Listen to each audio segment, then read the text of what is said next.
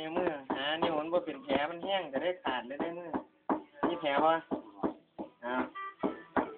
เอามือลงจุ่มตำผ้าไว้เอาลงค้นเอาไปต่อยเลยทีนี้วันนี้คือของแท้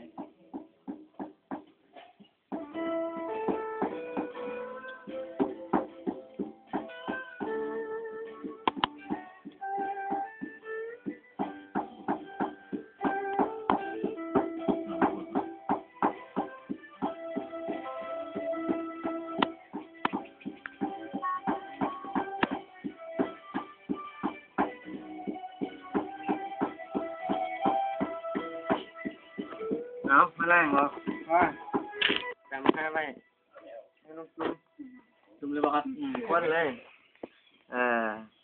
น้ำล่างเอาเดี๋ยวทานมันบ่เอาละลองมึงบ่